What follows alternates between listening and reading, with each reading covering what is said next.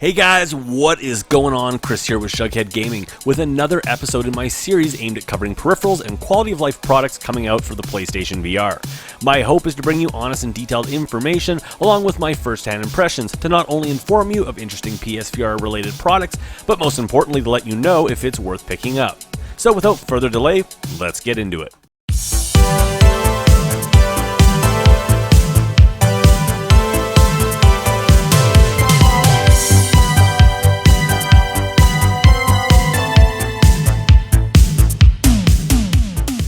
Today we are taking a look at the PSVR version of the 3dRudder, developed by 3dRudder but officially licensed by Sony.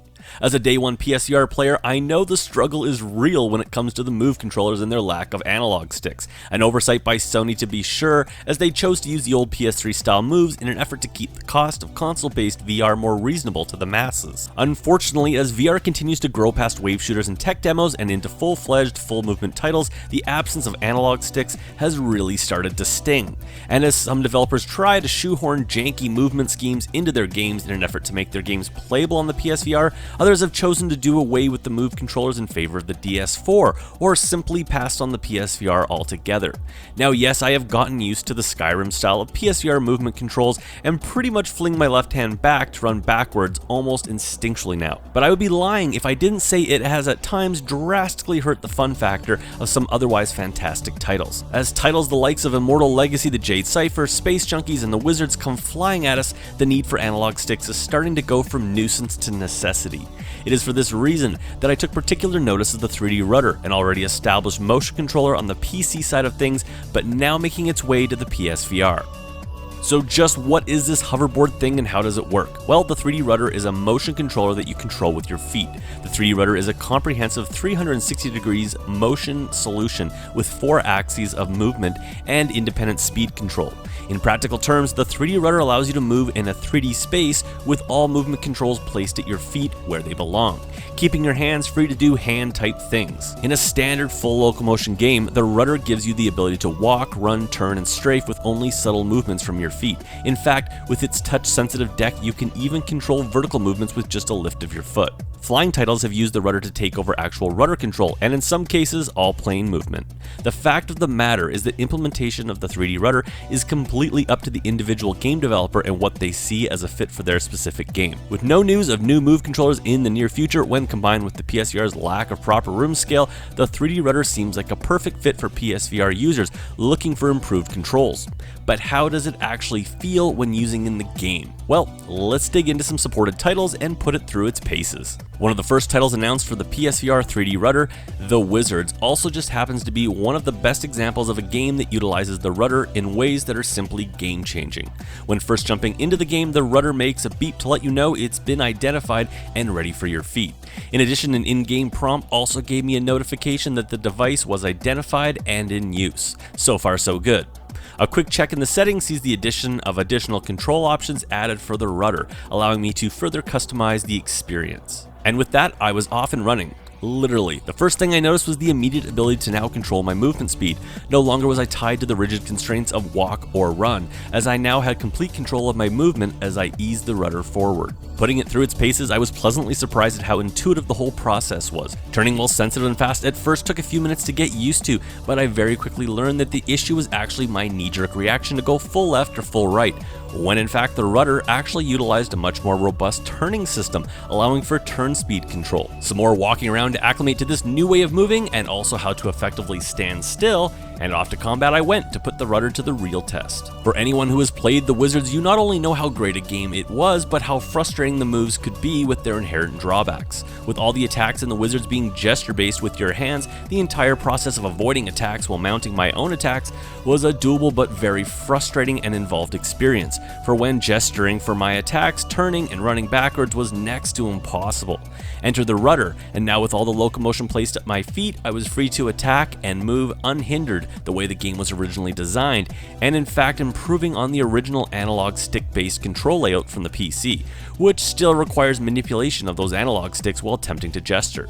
Within about 15 minutes, I was moving without thinking and easily pulling quick 180s, running backwards and strafing like a pro. Navigating staircases, doorways, and traps all similarly felt intuitive and easy to pull off. However, maybe one of my favorite moments came from one of the smallest aspects of my testing. Moving up to a table to interact with objects has always been a pain with the PSVR, for if I got too close then I was waving a hand backwards and click turning like a mad person, resulting in such a simple task being absolutely infuriating at times. As such, with the rudder it was nice to be able to simply walk up to a table with precision and grace, free of janky controls. Moving on to one of the most recent PSVR titles to add 3dRudder support, I jumped into Ubisoft's competitive space shooter Space Junkies. A game originally released on PSVR with only DS4 controls, the controls were deemed too much for the stickless moves, and as a result it was felt by Ubisoft that PSVR headsets using moves would simply not be competitive in this cross-platform game with our PC brethren. Move support was eventually added as PSVR headsets understandably wanted to dual wield. But the concerns Ubisoft had with the moves were quickly felt, as boosting and quick elevation changes at the same time were impossible. The newly added smooth turning, while a welcomed addition, also lacked the nuance of speed control, resulting in turning that was anything but smooth. Clearly this was of no fault of Ubisoft, we simply just didn't have the tools to play a full movement competitive shooter of this caliber without compromises. So with the introduction of 3dRudder support, it was with high hopes that I jumped into Space Junkies for the first time all over again. Jumping into my first match armed with 2 move controllers and my rudder, I was instantly blown away with how different of an experience Space Junkies was with this peripheral combination. Simply explained, Ubisoft has basically put all locomotion to the rudder.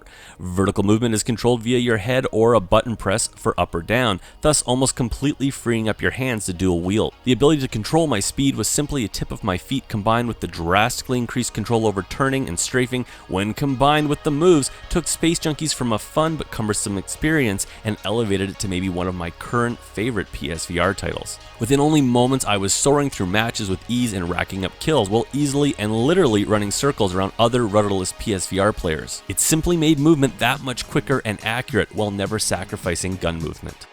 With many titles already supported during my test period with the 3dRudder, I tried them all. Now, not all games are affected in such a game-changing way as the previous 2 titles that I just covered, but whether flying an airship with the rudder in Bout of Blood, or having actual rudder control in Ultra Wings, I was still impressed at how the 3dRudder so easily added to my fun factor and overall immersion. When jumping into matches of Honor and Duty D-Day, I was absolutely floored at how much the rudder could add to a competitive first-person shooter. While of course less of an impact when using the aim controller here, I was surprised to find out how much it added on a mental level to put locomotion to my feet and just use the aim as a rifle. Of course, dual wielding in Honor and Duty was a completely different experience, as now I had DS4 level of control, but with 2 hands free to either dual wield or simply free up a hand to toss a grenade or grab my knife.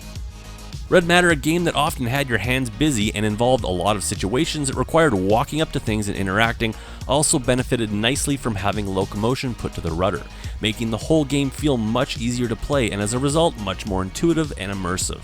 With almost 20 games supported at launch, I can't possibly run through all those titles in this review, but stay tuned as I will have a few surprises as I continue my coverage of the 3dRudder. Turning our attention to build quality and basic operation of the 3dRudder, it's important to point out one key difference. The unit in the videos can be seen attached to a weighted base, tentatively named the Ground Gripper. This is not a part of the unit currently available for purchase, but should show up on the 3dRudder site in one form or another for purchase at a later date.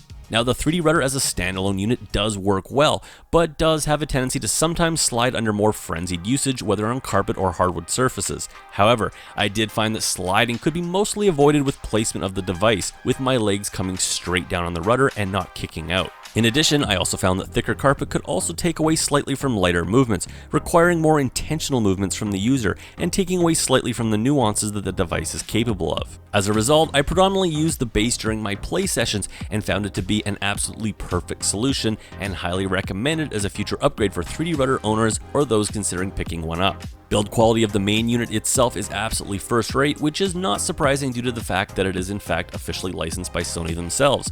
Weighing in at almost 7 pounds and made of heavy plastic, the 3dRudder feels substantial and sturdy. The unit does not require batteries, but does need to be connected to the PSVR via the unit's almost 12-foot cord. There is currently no haptic feedback in the unit, but as previously mentioned, the unit does have a touch-sensitive top deck that can identify when you have your feet placed on top. In addition, the unit will also self-calibrate when at rest, beeping when it's ready. And finally, that brings us to future game support and my final review. With approximately 20 titles compatible at launch, the 3dRudder has enough support to give a nice cross-section of how the device can be implemented across different styles of gameplay. Now, not all of the titles supported at launch are marquee releases to be sure, and I certainly would like to see support added to titles such as Doom VFR and Skyrim from the likes of Bethesda, as well as Gearbox with Borderlands 2, not to mention Raw Data, Killing Floor Incursion, and Arizona Sunshine, and countless others. I'm looking at you, No Man's Sky. Unfortunately, support of these titles could depend largely on if the PSVR community embraces the 3dRudder. That being said, games like Space Junkies, The Wizards, Mage's Tale, Honor Duty D-Day, and Red Matter are such fine examples of what the 3dRudder can bring to the PSVR that it has me incredibly excited for the soon-to-be-released rudder patch to Immortal Legacy, an awesome game that suffered greatly by simply not having analog sticks. With a very easy implementation process and Sony's backing, the future could be incredibly exciting for those thinking about picking up a 3dRudder. Only a few weeks from now, we'll see the hugely popular PC VR title Sairento come to PSVR, complete with 3dRudder support. And honestly, given that game's involved movement scheme, I could see the rudder being key in PSVR users playing it the way it was originally intended. And while there are no guarantees moving forward which games will support the 3dRudder, we do have titles the likes of Contagion VR, Shadow Legend, Telefrag VR, and Scraper First Strike, with committed 3dRudder support when they release on PSVR. At $119 US, the 3dRudder for PSVR is not a cheap peripheral to be sure. Priced similarly as a decent set of headphones or an entry-level force feedback steering wheel, this price point though is in line with other peripherals many gamers have purchased that support even fewer titles. This is absolutely not something you need to buy, and is a luxury item to be sure, as you will never see 3dRudder exclusive games. That being said, when it comes particularly to full locomotion games, the 3dRudder really does make sense, as it satisfies the current demand for analog sticks. Using the 3dRudder is simple and intuitive, with very little of a learning curve, as having locomotion controls tied to your feet just makes sense. Further to that, some have also found a reduction in motion sickness when using the rudder in full locomotion games, as it helped their brain understand that the movement they were experiencing was tied to their feet. In addition, for those with limited upper body movement, the 3dRudder can also be very helpful, allowing for less emphasis on upper body movement. The 3dRudder, however, is not without its downsides as well. Price point and future support are issues to be sure, as is the lack of cross-compatibility with a PC. Also, as previously mentioned, some slippage of the unit can occur depending on usage and play surface, so know going in that you may want to pick up the optional base when it is officially released. However, maybe the most significant negative for some will be that sitting is required when using the rudder, as you simply can't play it standing. For those who play standing for the immersion and limited room scale capabilities, the rudder just may not be for you. These issues aside, I have thoroughly enjoyed my time with the 3dRudder, and honestly don't ever want to use Move controllers again to walk around a 3D world. With the eventual inclusion of analog sticks on future Sony motion controllers, will I still use my rudder? The answer is yes, or at least with some titles, as it can simply be a superior way to handle many locomotion options when in VR. Bottom line, despite its rather high price point, I highly recommend it to any PSVR user who plays seated and is hoping for a better way to play. The 3dRudder can currently be purchased through the 3dRudder website as seen below, or in the video notes. It is currently available to residents in the EU, with North American pre-orders available now and shipping in July of 2019. Anyways guys, that's it for me. If you like this video, please hit that like button, and if you'd like to see more PSVR content from me, please consider subscribing, and for video updates, hit that bell icon. I'll catch you guys on my next video.